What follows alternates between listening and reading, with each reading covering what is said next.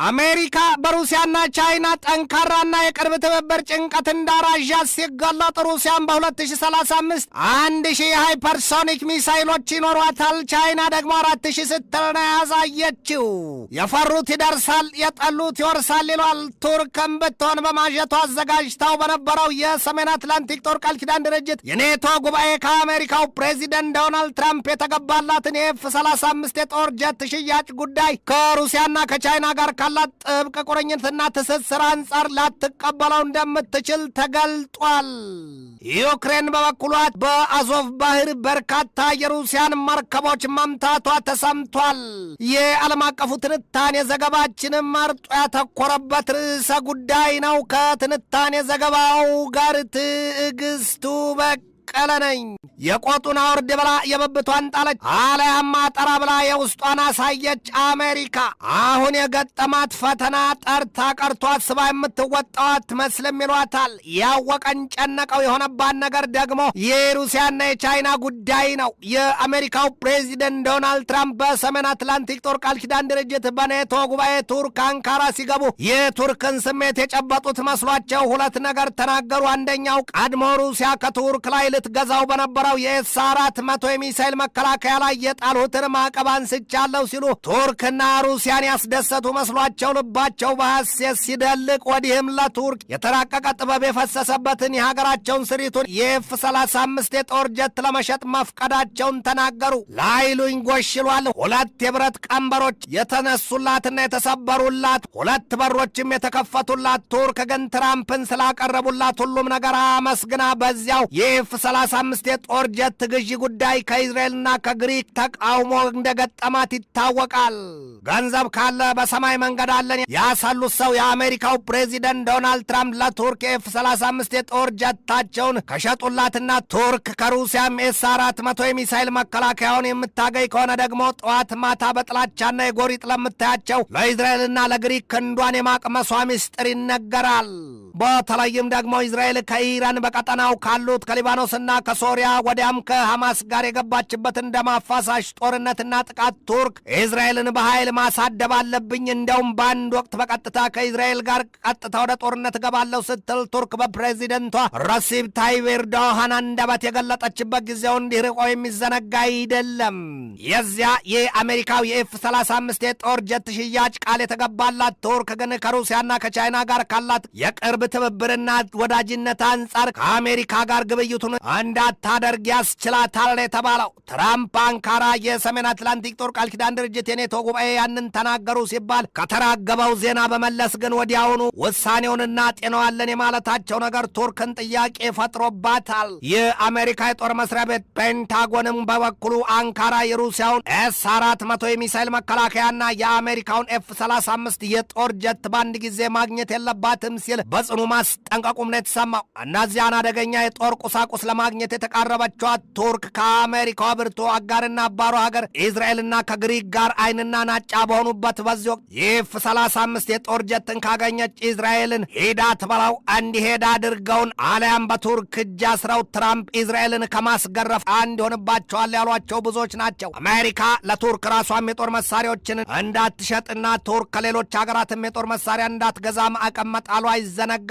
በአንድ ፊት ደግሞ ለስሙም ቢሆን ቱርክና አሜሪካ የሰሜን አትላንቲክ ጦር ቃል ኪዳን ድርጅት የኔቶ ጥምረት አባል ሀገራት መሆናቸውን ልብ ይሏል። አሜሪካ ቱርክን ኤፍ-35 የጦር ጀትን እንድትገዛ የሚያስችላት መልካም ጎን የላትም ስትል ታማታለች። ቱርክ አቅሟን ባደነደነች ቁጥር በመካከለኛው ምስራቅ ቀጠና የተጽዕኖ ፈጣሪነቱን መንበር የመቆናጠጧ ነገር ይታያልና ቱርክ በወታደራዊ ኃይሏ እምብዛም እንድትጠናከር አትፈቅድላትም ነው የሚባለው። አሜሪካ ቱርክ ከኢራን ተደርባ እስራኤልን ለመውጋት ማለሟ ይታወቃል። ትራምፕ ግን የቱርኩን ፕሬዚደንት ረሲብ ታይብ ኤርዶሃንን እስራኤልን እንዳይወጓት ማቀባቸውን ይገልጣሉ። ኤርዶሃን ግን ዛሬም ወደፊትም ከእስራኤል ላይ አደብ የሚገዙበት ምንም እንደሌለ ይናገራሉ። ቱርክና እስራኤልን ክፉኛ የሚያላትማቸው የሶሪያ ጉዳይ ነው ይባላል። አሁን ደግሞ ይባስ ስትል ቱርክ በሶሪያ የሚሳይል መከላከያዎቿን ለማጥመድ ቆርጣ መነሳቷና ወዲያም የሊባኖሱ ሂዝቦላን በእስራኤል ላይ የበረታ ጥቃቱን የማጠናከሩ እንዲሁም ኢራን ከአሜሪካ ክራንቻ ተርፋ በመካከለኛው ምስራቅ ቀጠና ላሉት ታጣቂ ኃይሎች በሙሉ የሚሳኤል ቢሉ የሌሎች የስንቅና ትጥቅ ቁሳቁስ አቅርቦቷን እንደምትሰጥ በአጽንኦት መግለጧ ከዚያም በላይ ኢራን ከተከላካይነት ወደ አጥቂነት አዝማሚያ የመሸጋገር በመሰለባት ጽናቷ አሜሪካን ክፉኛ እያስፈራቻት መሆኑን የሚያሳዩት ብዙዎች ናቸው። ኢራን በመካከለኛው ምስራቅና በባህረ ሰላጤው ቀጠና ሀገራት የሚገኙትን የአሜሪካ የጦር ኃይል ማዘዣ ሰፈሮችን ክፉኛ ማደባየቷም ይገለጣል። በተለይም ደግሞ ኳታር፣ የተባበሩት አረብ ኤምሬት፣ ባህረንና ኩዌት፣ ዮርዳኖስና ኦማን ክፉኛ የተደበደቡ ሀገራት ናቸው። ቱርክ በዚያ ሁሉ ጥቃት ኢራንን አትቀየማትም። እነዚያ ሀገራት ምናልባት ከተባበሩት አረብ ኤምሬት በስተቀር በኢራን ላይ ቂም አይቋጥሩም ነው የሚባለው። ነጥብ አይዙባትም የሚሏቸዋል።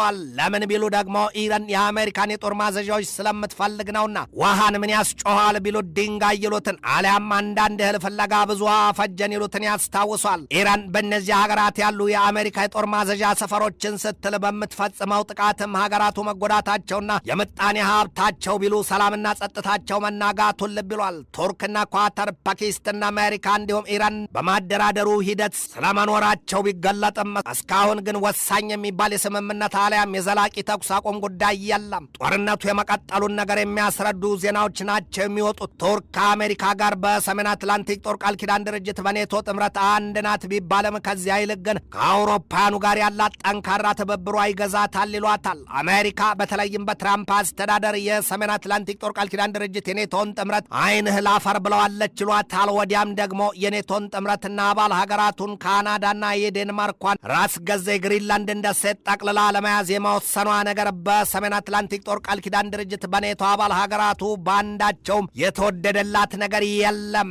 ጥላቻና ያለመታመንን ከማትረፉ ውጪ አሜሪካ ያንን በኔቶ ቅፎና የምታውቀዋት ቱርክ ታዲያ የውሻን ጥርስ ባጥንት ስትል በእስራኤል የተነሳ አንድ ቀን ከአሜሪካ ጋር የመጣላቷ ነገር እየታያት ይሁን ሌላ ባይታወቅም አሜሪካን አታምናትም ይሏታል። ቱርክ ከአሜሪካ ይልቅ ከሩሲያና ከቻይና የፈካ ፊት ማየቷንም ዘልቅ የሚመነዝሩት ብዙዎች ናቸው። ቱርክ እንደዚህ የምትተማመንባቸው ሁለቱ የብሪክስ መስራቾቹ ወዲያ በጸጥታው ምክር ቤት ቋሚ መቀመጫና ድምፅን በድምፅ የመሻር መብት አሊያም ቬቶ ፓወር ያላቸው ሩሲያና ቻይና የትብብራቸው መጠናከር ቢሉ የጦር መሳሪያቸው መራቀቅና መዘመን ጉዳይ ለአሜሪካ ከባድ የተባለ ስጋትን ጋርጦባታል ነው የሚባለው። እየቀና ይጎብጣል ይሏል። አሜሪካ ትናንት ባወጣችው መግለጫዋም ሩሲያ በአውሮፓውያኑ እስከ 2035 ድረስ ከ1000 በላይ የሃይፐርሶኒክ ሚሳይሎችን ቻይናም ደግሞ እስከ 4000 ሃይፐርሶኒክ ሚሳይሎችን ሊታጠቁ ይችላሉ ስትል በጽኑ ማስጠንቀቋን የተሰማው። የሃይፐርሶኒክ ሚሳይሎች ከድምፅ ፍጥነት በ5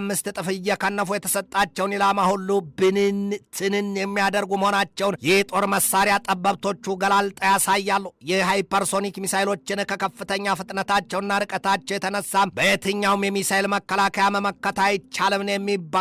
ታዲያም ሁለቱ ሀገራት ቻይናና ሩሲያ በዚያ ልክና መልክ ያንን መሳሪያ ካደራጁ ይህቺ ባቄላ ካደረች አትቆረጠምም ነውና አሜሪካ ከወዲሁ ቢሆንም ባይሆንም ማስጠንቀቋን የተሰማው። የአሜሪካ የደህንነት ተቋማት በወጡት መግለጫቸው ሩሲያና ቻይና የሃይፐርሶኒክ ሚሳይሎችን በዚያ መጠን ከታጠቁ ለአሜሪካ አደገኛ መሆናቸው ሳይታለም የተፈታ ሆኗል።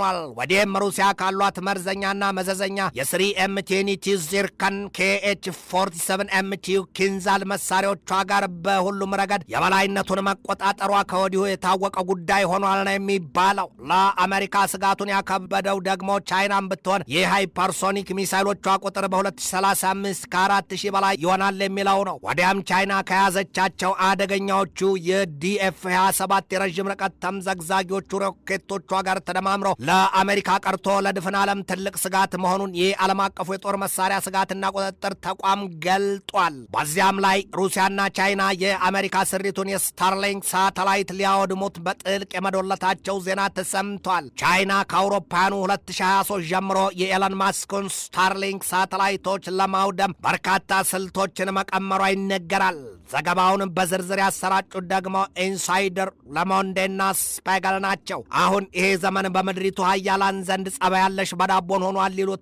በቅርቡ በቱርክ ጉባኤውን ያካሄደው የባለ 32 አባል ሀገራቱ ጥምረት ኔቶ ከአንካራ ጉባኤ ወዲህ ትኩረቱ ሁሉ በጦርነት ላይ ነው ስትል ሩሲያ አስጠንቅቃለች። የሰሜን አትላንቲክ ጦር ቃል ኪዳን ድርጅት የኔቶ አባል ሀገራት አንዳንዶቹ ነገር እያናፈሩ ናቸው ስትል ሩጫችሁ ሁሉ ያይጥ እንዳይሆንና ለሞታችሁ እንዳይሆን ስትል ደጋግማ እያስጠነቀቀች ነው። በዚያና በዩክሬን የገቡበት ግዙፍ ጦርነት ማባሪያ ያጣ ከመሆኑ ጋር ተያይዞ የአሜሪካው ፕሬዚደንት ዶናልድ ትራምፕ በፑቲን ላይ ሊቆጡና ፊት ሊነሷቸው ይችላሉ የሚል ስጋት አርብቧል። ፑቲን ግን ያም ቢሆን ስለማንም አይጨነቁም ይሏቸዋል። ትራምፕ ቢቆጡ ከትራምፕ ጋር ቢጣሉ ቢፈነጃጀሩ ጉዳዩ ፌንጣ ብትቆጣ ክንፏን ጥላ ሄደችን ካልሆነ በስተቀር ምን ሊመጣ የሚል አቋም እንዳላቸው ያሳዩባቸዋል። አረ እንዲያውም እኮ ፑቲን ከኢራንም ጋር ልባቸው እንዳለ የሚያሳዩባቸው ብዙዎች ናቸው። በአንድ ወቅት በሩሲያ የጸጥታ ምክር ቤት ምክትል ሊቀመንበሩ ዲሚትሪ ሜድቬዴቭ በሰጡት ማብራሪያ ሩሲያ ለኢራን የኒውክሌር ጦር መሳሪያዎቿን ልሰጣት ትችላለች ማለታቸውን ላስተዋልና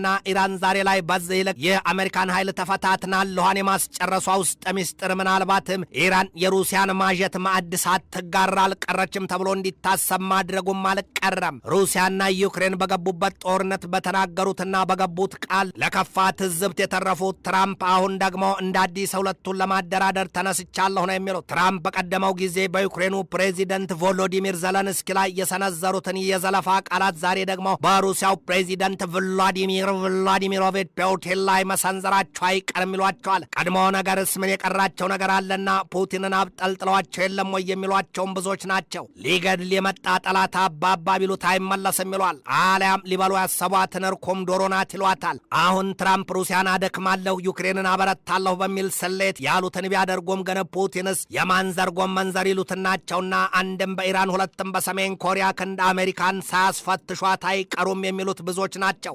ዓለም በምስራቅ አውሮፓ የገነፈለባትን የእሳት ማዕበል ለማዳፈን ቀርቶ ሳታጠልሰው በመካከለኛው ምስራቅ ቀጠናም ለአጠቃላይ መጥፋቷ መንስኤ ይሆናል የተባለ የጦርነት ሰደድ እሳት ተለክሶባታል። ወዲህ ደግሞ ገና በኮሪያ ልሳነ ምድርና በታይዋን ደሴት በደቡብ ቻይና ባህር ያለውና ያሞጠሞጠው የእሳት እባጭ ከምስሩ ከተነቀለ የኒውክሌር ቦምብ በላይ በፍርሃትና በስጋት ምድሪቱን እየናጣት ነው። ትንታኔ ዘገባውን ስናዘጋጅ በዋቢነት ደር ስፔግል ኢንተርናሽናልን፣ ዲፌንስ ኦፍ ዴሞክራሲን፣ ዲፌንስ ኤክስፕረስን፣ ኢንሳይደርን፣ ማላይ ሜይልን፣ ሜዱዛን፣ የኒሳፋቅን፣ ስቴት ኒውስን፣ ዩሮኒውስን፣ ሜይል ኦንላይንን፣ ኤዥያ ዋንን፣ ኢንዲያ ቱዴይና ዋሽንግተን ኤግዛማይነርን ተጠቅመናል።